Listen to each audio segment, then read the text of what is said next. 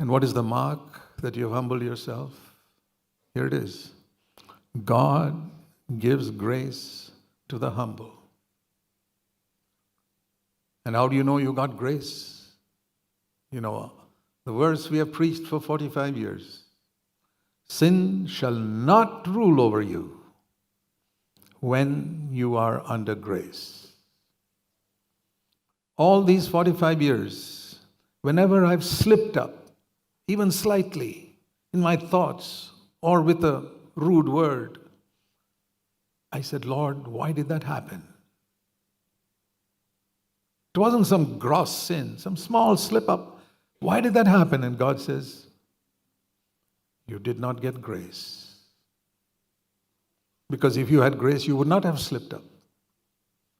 You would not have spoken that angry word. You would not have done that wrong thing. You would not have got upset with your husband or your wife. You did not get grace at that moment. And then I say, Lord, why didn't I get grace? Lord says, because you were proud. I give my grace only to the humble. So I learned that many years ago, that whenever I'm defeated by sin, even the slightest, supposing I find a thought I cannot conquer. Why? Only one reason, pride. You continue to get irritated with your wife, irritated with your husband. Only one reason. My brother, sister, don't say she is bad or he is bad. That is not the reason.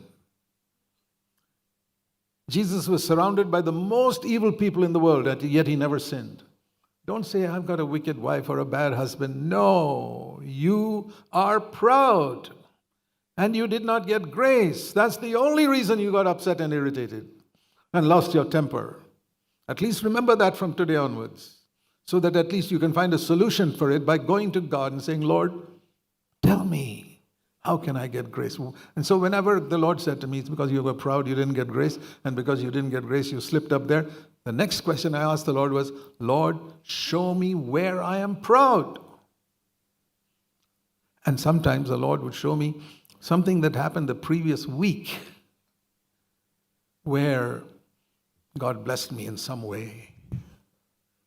And I was not quick to give the glory to God. I felt a little spiritual pride. I'm ashamed of it. But that's happened so often in the past that now I'm very quick to immediately not touch the glory of God. Do you know when you take credit for something that God did through you, you're touching the glory of God? You're touching something that's holy. And if you did that in the old covenant, you'd be smitten dead immediately. Uzzah once touched the ark of God. He just touched it.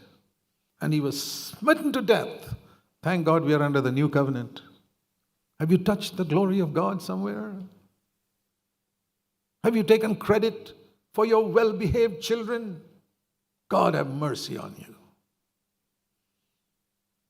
Have you taken credit for the way you have prospered in your work or grown spiritually? God have mercy on you.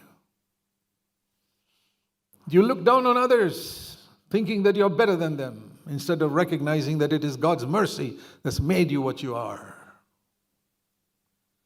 Humble yourself, my brother. And don't think that God cannot help you in tough situations, difficult situations. It says in verse 7, cast your anxiety upon him because he cares for you. I love that. God is not only opposed to the proud, he gives grace, and he cares for you. I love that verse. Oh, Father, you care for me. You care for me. So I don't want to grab anything. I don't want to fight with anybody for anything. I will not wrestle with flesh and blood for anything. We've had a couple of examples in our CFC churches of people who left CFC in some other parts of India and walked away with the church building, which was financed with CFC money. I said, take it. I will not fight with flesh and blood for anything. I'm too busy fighting with Satan and evil forces. I have no time to come down to the level of fighting with human beings over silly things like property. Take it. Maybe you don't have that attitude, and that's why you're struggling with sin, because that property is more important for you than victory over sin. No property on earth or church property or my property is more important to me than living a pure Christ-like life. You take that attitude, and I tell you, you will come to victory very quickly. Your home life will be transformed. Your children will follow the Lord. So many wonderful things will happen in your life, which you're missing all these years because you're seeking the wrong things first. Cast your anxiety on Him because He cares for you. Never forget this verse, my brothers. I don't care who you are. He cares for you. And if God cares for me, why do I have to worry? I don't have to worry about anything. People cannot take a hair from my head, cannot touch a hair on my head without God's permission. He cares for us. That's why we have no anxiety. And then, this is the connection I wanted you to see. Humble yourself under the mighty hand of God, because God gives grace to the humble. Because, verse 8, be sober in this area. That means be very serious about this, because your adversary, the devil, prowls around like a roaring lion, seeking someone to devour. How do you understand that verse? You think it's persecution? Let me tell you something. It says the devil seeking to someone to devour. He has never, in these 2,000 years, devoured any Christian by persecution. Never. Persecution purifies the church. Persecution purifies Christians. He devours people by pride. That's what that verse is referring to. That's why it is written in the context of humble yourself under the mighty hand of God. Verse 6, why should you humble yourself? Because the devil, who became the devil through pride, is like a roaring lion. His roar is the roar of pride. And he is seeking to swallow as many people as possible, not only in the world, but even among believers and even in CFC, through pride. So be alert. Be sober. I don't want to say that, oh, I preserved myself so long, so I'll be all right. No. It is God who preserves me, but I have a responsibility to be of sober spirit.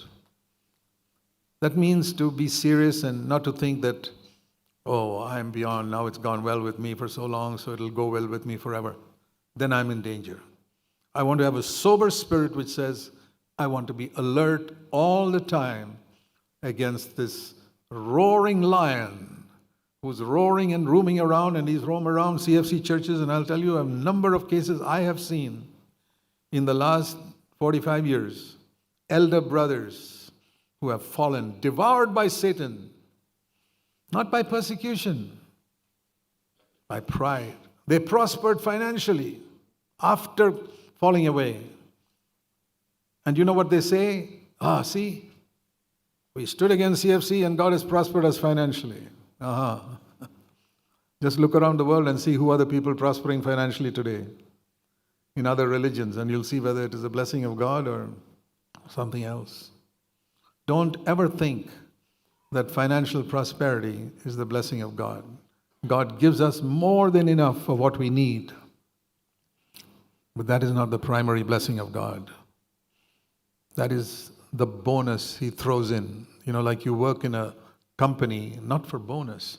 You work in a company for a salary. The bonus is thrown in extra. Whether you get it or don't get it, you work for your salary. And the salary God gives us is victory over sin. The bonus is a little financial blessing or prosperity. Always look at that as a bonus and not a salary. None of you will work in a company just to get a bonus. You work for a salary. I want my salary. Overcoming sin. And if the bonus is thrown in of financial prosperity, I accept it. If not, it's quite okay. But that's not what I live for.